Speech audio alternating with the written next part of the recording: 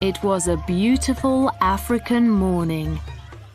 Children were playing happily in the village streets. The women were washing clothes in the river and singing songs about lazy husbands. The great chief listened to the two men sitting in front of him. Great chief, the man next to me is a thief, said the older man. Is that really so? Replied the great chief. Then tell me, what did he steal from you? One of my sheep, answered the old man. And what is your answer to that? The great chief asked the younger man. Why steal sheep, great chief? Replied the young man. I have lots of them. If I need more sheep, I buy them. I don't steal them from other people. He's the thief, not me. The great chief looked at the far mountains and smiled.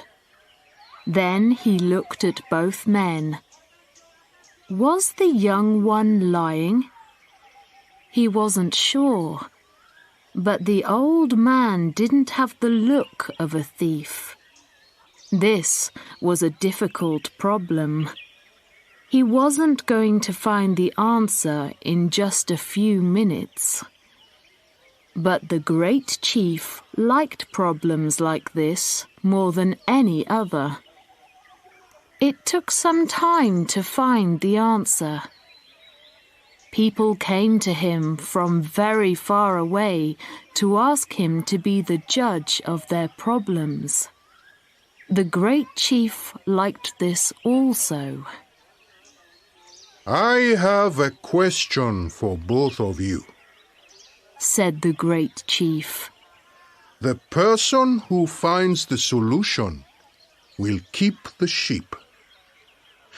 Go home and think about this question, and come back only when you know the answer.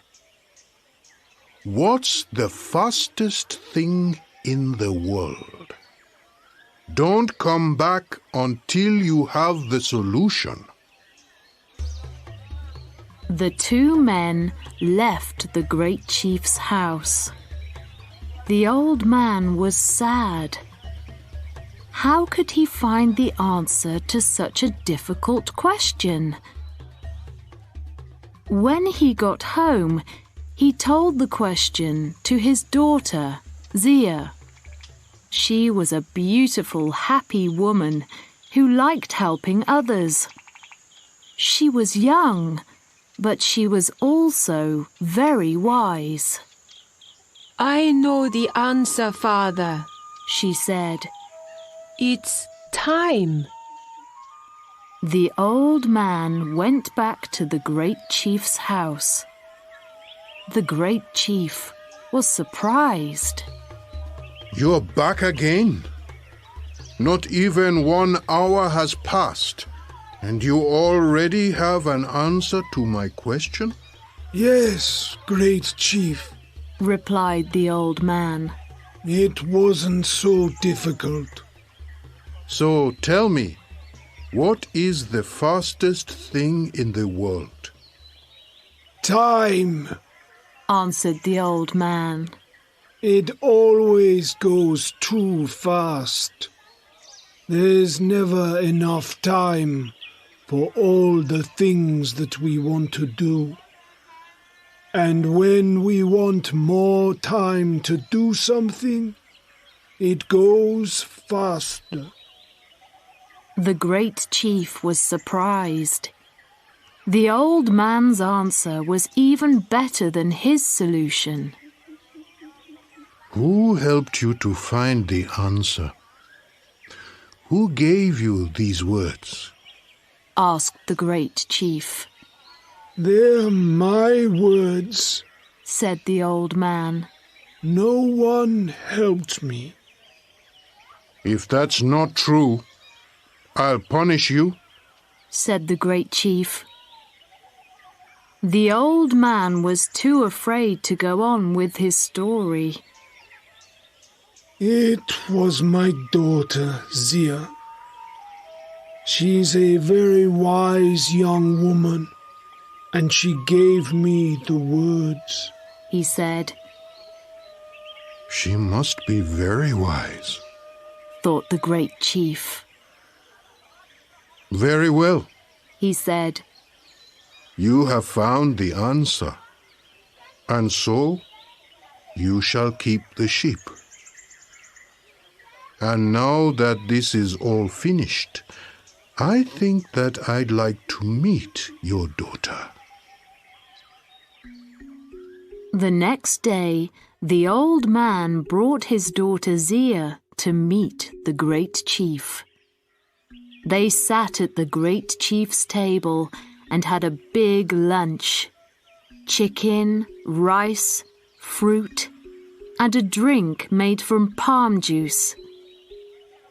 During lunch, they talked about the young man who stole the sheep and about how difficult it was to be a good judge. The great chief enjoyed the lunch very much. While he talked about this and that with Zia, he felt so happy that he wanted to sing and dance. Was it the palm juice drink, or the wise and beautiful young woman looking into his eyes? But time always passes too fast, and soon it was time for them to leave. The great chief saw Zia every day, and his love for her grew and grew. You're a wise and beautiful woman. I'd really like to marry you, he said. Me too, replied Zia, laughing. And so they married. The great chief was very happy, but he was also worried about having a wise wife. He didn't want her to help him with the problems that people brought him. He liked being the great chief who was a wise judge. He didn't want people to start talking about the great chief's very wise wife. Everything in my house belongs to you, he said to her the day after they were married. But I ask only one thing from you. Never try to help with the problems that people bring me. If you do, you'll stop being my wife. I'm saying this to you only once. Zia listened without looking at the great chief. When he finished, she smiled. Zia and her husband were happy, and life went well for a time. The great chief listened to people's problems as before. Zia was busy with the house and the animals. In the evenings, he told her about the problems of the day, and she usually agreed with his answers. But one day, 2 little boys went to see the great chief about a cow. Each boy said that it was his cow. The great chief gave them a very difficult question to answer. Zia knew which boy was telling the truth, because she often saw him in the fields with the family's cow. When he walked past her that afternoon, he was crying. Zia spoke to him. Tell me, little boy, what's the matter? She asked him. The great chief gave us a question that I can never answer, he said sadly. What did he ask you? His question was, what's the biggest thing in the world? Zia knew that she mustn't help the boy, but the answer was easy for her and very difficult for him. And he was telling the truth about the cow. Go back to the great chief now, said Zia. Tell him the answer in these words. It is air. Air is all around us. When we walk, in front of us, there is only air and more air. When we look up at the sky, there is air as far as we can see. The little boy went to see the great chief. He said the same words that Zia told him. This time, the great chief wasn't surprised. He was very angry. Who helped you find this answer? He shouted. These words are too wise for a young boy. Who gave them to you? They're my words, great chief, said the boy. No one helped me to find the answer. If this isn't the truth, I'll punish you, said the great chief. The boy was afraid. It was your wife, Zia, he said in the end. The great chief was very angry with his wife. That evening, he spoke to her. Didn't I tell you that everything which I have belongs to you? You have done the one thing, the only thing that I asked you not to do. Now take what belongs to you and go back to your father's home. Before I go, can I make you one last meal? asked the woman.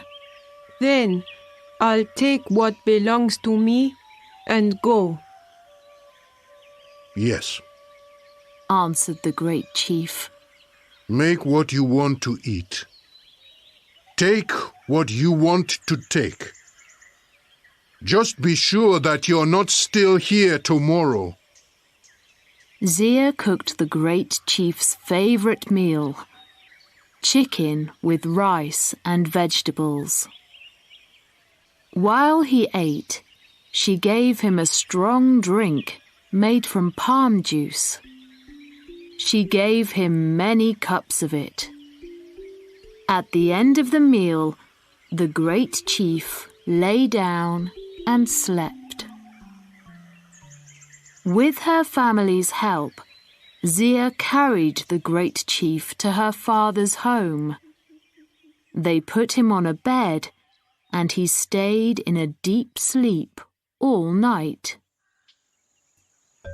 In the morning, a great voice woke everyone in the house. Where am I? What am I doing here? shouted the great chief. Zia ran into the room, laughing. You said that I could take anything that I wanted from your house. I wanted you, and so I took you. You are truly wise, smiled the great chief. Come, let's go back to our home together. Only a stupid man would send away so wise a woman. And you, my great chief, are not a stupid man, said his clever wife.